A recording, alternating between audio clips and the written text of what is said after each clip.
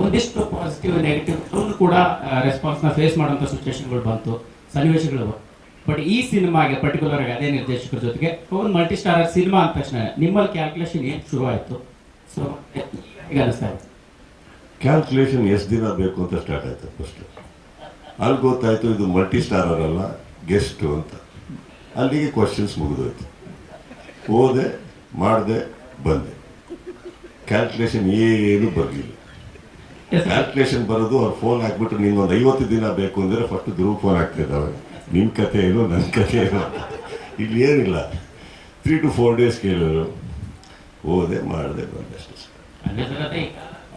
ಸ್ಟಾರ್ಗಳು ಸಹಜವಾಗಿ star war, fire war ಇದೆಲ್ಲವೂ ಕೂಡ ನೋಡಿದ್ವಿ. ಅಂಥದ್ದೇ ಒಂದು ಸನ್ನಿವೇಶಗಳನ್ನು ಸಾಕಷ್ಟು ಸಂದರ್ಭದಲ್ಲಿ ಫೇಸ್ ಮಾಡಿದ್ರಿ.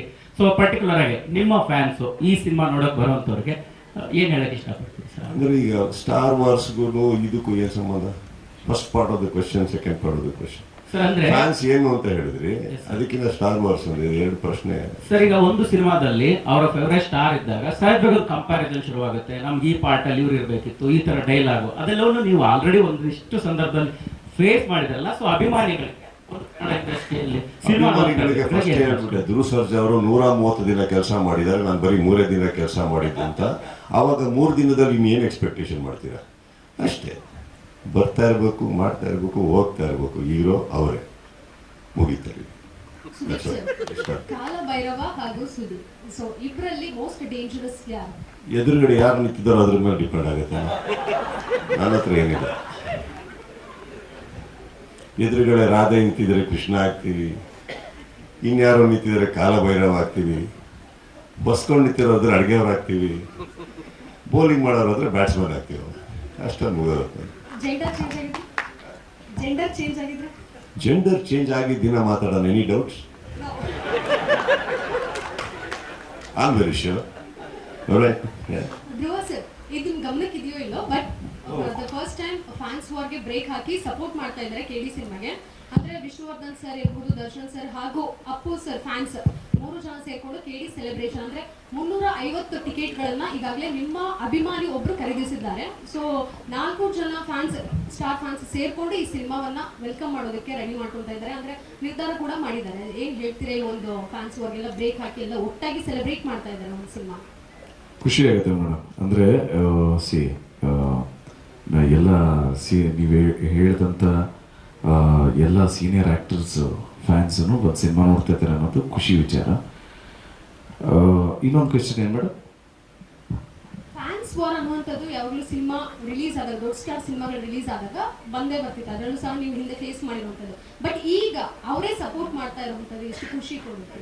ಒಂದು ಪಾಸಿಟಿವ್ ವೈಬ್ ಕಾಣಿಸ್ತಾ ಇದೆ ಸಿನಿಮಾ ರಿಲೀಸ್ಗೂ ಮೊದಲೇ. ತುಂಬಾ ಖುಷಿ ಆಗ್ತಾಯಿದೆ ಮೇಡಮ್. ನಾವು ಎಕ್ಸ್ಪೆಕ್ಟ್ ಮಾಡಿರಲಿಲ್ಲ, ನಿಜಕ್ಕೂ ತುಂಬಾ ಖುಷಿ ಆಗ್ತಾಯಿದೆ. ನಿಮ್ಮ ಮೂಲಕ ಎಲ್ರಿಗೂ ಥ್ಯಾಂಕ್ಸ್ ಹೇಳೋದಕ್ಕೆ ಇಷ್ಟಪಡ್ತೀನಿ madam. Genuinely thank you sir. Cinema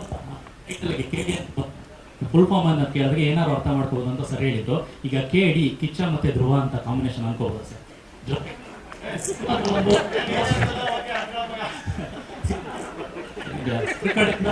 mother sentiment ಬಿಟ್ಟು ಬ್ರದರ್ ಸೆಂಟಿಮೆಂಟ್, ಧ್ರುವರನ್ನ ತಮ್ಮ ಅಂತ ಕರಿತೀರಿ. ಸೊ ಕಾಲಭೈರವ ಬಂದು ಹಣ್ಣನಾಗಿ ಬರ್ತಾರೆ ಈ ಸಿನಿಮಾಗೆ.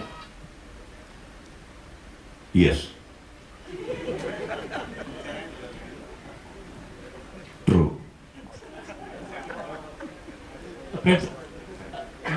ಧ್ರುವ ಅವ್ರ ಬಗ್ಗೆ ಹೇಳಿದ್ರೆ ತಮ್ಮ ಅಂತ ಪ್ರೀತಿ ಮಾತಾಡ್ತೀವಿ.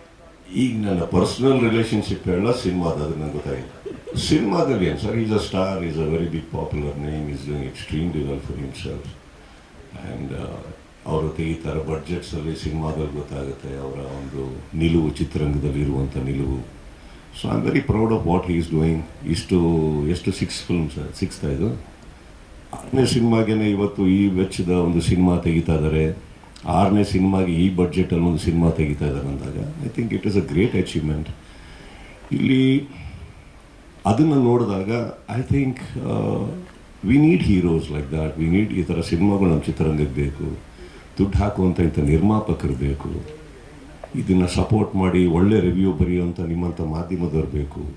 ಸೊ ಹೀಗಿರ್ಬೇಕಾದ್ರೆ ಇದೆಲ್ಲ ನಡೀತಾ ಇರುತ್ತೆ ಸರ್. ಸಹೋದರ ಅನ್ನೋದೇನಿದೆ, ನಾನು ಅವ್ರನ್ನ ಭಾಳ ಚಿಕ್ಕ ವಯಸ್ಸಿಂದ ನೋಡ್ಕೊಂಬಂದಿನಿ ಅವರಿಬ್ಬರನ್ನ. So my collaboration with them on a personal note is on a different level. So ಅವರು ನಾವು ಮಾತಾಡ್ಕೋತಾ ಇರ್ತೀವಿ, ಯಾವಾಗಲೂ ಮಾತಾಡ್ಕೋದು ಏನು ಮಾಡ್ತಾ ಇದ್ದೀರಾ ಹಾಗೆ ಅಂತ. ಸಿ ದಟ್ ಡಸಂಟ್ ಮೀನ್ ನಾವು ಯಾವತ್ತೂ ಭೇಟಿಯಾಗಿ ಅಲ್ಲಿ ಸೇರೋಣ ಇಲ್ಲಿ ಸೇರೋಣ. No, I don't think so. I respect his time, he respects my time. But ನಮ್ಮೆಲ್ಲರಿಗೂ ಒಂದು ಕರೆ ಮಾಡುವಷ್ಟು ಕಾಲ ಅಂತೂ ಎಲ್ಲರಿಗಿದೆ. ಕಾಲ ಭೈರವ. ಪ್ರೇಮ್ ಸರ್, ಇನ್ನೊಂದು ನಿಮ್ಮ ಸಿನಿಮಾಗಳಲ್ಲಿ, ಡೈರೆಕ್ಷನ್ ಸಿನಿಮಾಗಳಲ್ಲಿ ಬಹುತೇಕ ನಾಯಕರ ನೇಮ್ಗಳು ಸ್ಪಿರಿಚುವಲ್ ನೇಮ್ ಆಗಿರುತ್ತೆ. ಈಗ ರಾಮ, ಮಹಾದೇವ, ಮಹದೇಶ, ಕಾಲಭೈರವ, ಈ ಥರ. ಯಾಕೆ ಕಾರಣ ಏನು ಅಂತ? ಏನು ಹಳ್ಳಿಯಿಂದ ಬಂದನಲ್ವಾ, ಸ್ವಲ್ಪ ಅದರಿಂದ ಐ ಥಿಂಕ್ ಸೊ. ಇದು ಬಿಟ್ಬಿಟ್ಟು ಒಂದು ಹೀರೋಗೆ ಮಚ್ಚು, ಇನ್ನೊಂದಿಗೆ ಕೊಚ್ಚು ಅಂತ ಹೇಳಿದ್ರೆ ನಾವು ಏನಾಗಬೇಕಿದ್ದಾರೆ? ಒಳ್ಳೊಳ್ಳೆ ಹೆಸರು ಇಡ್ತಾ ಇದ್ದಾರೆ, ತಲೆ ಕೆಡಿಸ್ಬೇಡಿ ಸುಮ್ಮನೆ. ಇಮ್ಯಾಜಿನ್, ಮಚ್ ಬಂದ, ಚೂರಿ ಸಿಕ್ಕದ, ಅಲ್ಲಿ ಬ್ಲೇಡ್ ಬಂದರು, ಇವ್ರ ಮಧ್ಯದಲ್ಲಿ ಒಂದು ಪ್ರೇಮ ಪ್ರಸಂಗ. ಯಾಕಪ್ಪ? ಸರ್ ಇವರ ಪ್ರೀತಿಯಲ್ಲಿ ಮಳೆ ಹುಟ್ಟಿತು. ಸರಿ, ಇಲ್ಲಿ ಕಾಲಭೈರವ ಅಂತ ಹೇಳೋದು ಕಥಾನಾಯಕನಿಗೆ ಒಬ್ಬ ಮಾರ್ಗದರ್ಶಕ. ಸುದೀಪ್ ಸರ್, ನಿಮ್ಗೆ ಕಥಾನಾಯಕನಿಗೆ ಮಾರ್ಗದರ್ಶಕ ಬಂದ ತಕ್ಷಣ ಕತೆ ಆಗುತ್ತಾ ಅಂತ ಎಲ್ಲಾದ್ರೂ ಅಟ್ಟು ಹಿಂಟ್ ಇಡೀ ಚಿತ್ರಕ್ಕೆ ಮಾರ್ಗದರ್ಶನ ಕೊಡೋದು ನಿರ್ದೇಶಕರು. ಅಲ್ಲ ಸರ್, ಕೇಡಿಗೆ ನಾ ಹೇಳಿದೆ ಸರ್, ಕೇಡಿ ಪಾತ್ರಕ್ಕೆ ಮಾರ್ಗದರ್ಶಕನಾಗಿ ಕಾಲಭೈರವ ಬರ್ತಾರ, ಜೊತೆಗೆ ಪಾತ್ರದ ದಿಕ್ಕೇನಾದ್ರೂ ಬದಲಾಗುತ್ತಾ? ಅದೇ ಉತ್ತರ ಕೊಡಕ್ಕೆ ಬಿಡ್ತಾ ಇಲ್ವ ನೀವು? ನಿಮ್ಮ ಪ್ರಶ್ನೆ ನನಗೆ 5 ನಿಮಿಷದಿಂದ ಅರ್ಥ ಆಯ್ತು. ಚಿತ್ರಕ್ಕೆ ಮಾರ್ಗದರ್ಶನ ನಿರ್ದೇಶಕರು ಏನು ಹೇಳ್ತಾರೋ ಅದನ್ನ ಮಾಡ್ಕೊಡ್ಬೇಕು. ಕಥೆ ಬರ್ದವ್ರು ಅವರು, ಪೋಣಿಸ್ಬೇಕಾದ್ರೆ ಅವರು. ನಾವು ಈ ಬುಟ್ಟಿ ಒಳಗಡೆ ಇರುವಂಥ ಹೂವುಗಳು ಇರ್ತಾವೆ ಗೊತ್ತಾ? ಪ್ರತಿ ಕಲಾವಿದರು, ತಂತ್ರಜ್ಞರು, ಬೇರೆ ಎಲ್ಲರೂ ನಾವು ಆ ಬುಟ್ಟಿ ಒಳಗಿರುವಂಥ ಚಿಕ್ಕ ಚಿಕ್ಕ ಹೂವು ಅಂದರೆ ಅದನ್ನು ಪೋಣಿಸಿ ಹಾರ ಮಾಡೋರೇ ನಿರ್ದೇಶಕರು. ಅದು ದೇವ್ರ ಕುತ್ತಿಗೆಗೆ ಹಾಕ್ತಾರೋ, ಸನ್ಮಾನ ಮಾಡೋಕ್ಕೆ ಹಾಕ್ತಾರೋ, that's not the point. He is the person who is our ಮಾರ್ಗದರ್ಶಕ. ಓಕೆ, ಸೊ ಅವ್ರು ಏನು ಹೇಳಿದಾರೋ ಅದನ್ನು ಮಾಡಿದ್ದೀವಿ. ಪೋಣಿಸಿ ಕಥೆಯಾಗಿ ನಿಮ್ಮ ಮುಂದೆ ಹೇಳೋದು ಅವ್ರ ಜವಾಬ್ದಾರಿ. ದಟ್ಸ್ ಆ್ಯಂಡ್ ಮಾಡಿರೋ 3 ದಿನಕ್ಕೆ ಎಷ್ಟು ಪ್ರಶ್ನೆ ಕೇಳಿ ನಾನು ಅವ್ರಿಗೆ. ಆಮೇಲೆ ಯಾವತ್ತ ನಾವು ಇವಾಗ ಡಾರ್ಲಿಂಗ್ ಅಂತಿದ್ದಾರೆ, ಅವಾಗ ತಿರುಗ್ಬಿಟ್ಟತ್ತ ಅವರೇ ಕೇಳಲ್ಲ, ನೀವೇನು ಡಾರ್ಲಿಂಗ್ ಸುಮ್ಮನೆ ಬಂದೋಗಿ ಏನ್ಬಿಟ್ರೆ. ಇವಾಗ ಗೌರವದಿಂದ ಮಾತಾಡ್ತಾರೆ, ಕರೆದ್ರು, ಥ್ಯಾಂಕ್ಸ್, ಬಂದರು, ನೆಕ್ಸ್ಟು ಭಾಳ ಗುರು. ಎಷ್ಟು ಕೇಳ್ತಾರೆ ಅವ್ರು ಕರೆದಿರೋ 3 ದಿನಕ್ಕೆ. ಚೆನ್ನಾಗಿದೆ ನಾವು, right? I don't know much. ಕತೆ ಅವ್ರಿಗೆ ಗೊತ್ತು, ನನಗೆ ಈ 3 ದಿನ ಏನು ನಡೀತು ಅಷ್ಟೇ ಗೊತ್ತಲ್ಲ, ಬೇರೆ ಏನು ಗೊತ್ತಿಲ್ಲ ನನಗೆ. I don't know much. See, that's not even my concern. They wanted me, I am there. Correct. ಹಾಂ, ಅಡುಗೆಗಾಗದೆ ಊಟಕ್ಕೆ ಕರೆದಾಗ ಊಟ ಮಾಡಬೇಕು, ಪ್ರೀತಿಯಿಂದ ಬಡಿಸಿರೋದನ್ನ ತೊಗೊಂಡೋಗಿ ಏನೇನು ಹಾಕಿದ್ರಿ, ಯಾರ್ಯಾರು ಅಡುಗೆ ಮಾಡಿದ್ರಿ, ಎಷ್ಟು ಹಾಕಿದ್ರಿ, ಮೆಣಸಿನ್ಕಾಯಿ ಅಷ್ಟೇ ನಿಮ್ಗೆ ಯಾಕೆ ಹೇಳಿ, ಅದವ್ರ ಜವಾಬ್ದಾರಿ. ಅವ್ರು ಚೆನ್ನಾಗಿ ನೋಡ್ಕೊಂಡಿರ್ತಾರೆ. ಆ್ಯಂಡ್ ಇವರೆಲ್ಲರೂ ಅಂತಂಥ ಹೆಸರುಗಳು ಚಿತ್ರರಂಗದ್ದು. ಇವರೆಲ್ಲ ಸೇರಿದ್ಮೇಲೆ ಒಂದು ಒಳ್ಳೆ ಜವಾಬ್ದಾರಿಯಲ್ಲಿ ಒಂದು ಒಳ್ಳೆ ಸಿನಿಮಾ ಮಾಡಿರ್ತಾರೆ. ಅದಕ್ಕೆ ಖುಷಿಯಾಗಿ ಪ್ರೀತಿಯಿಂದ ಹೋಗ್ಬಿಟ್ಟು ಬರೋಣ ಅಲ್ವಾ? ನೀವು ಪ್ರಶ್ನೆ ಕೇಳ್ತೀರ, ಉತ್ತರನೇ ಕೇಳಿಸ್ಕೊಳ್ಳಲ್ಲ, ಇವ್ರು ಡಿಸ್ಟರ್ಬ್ ಮಾಡ್ತಾರೆ.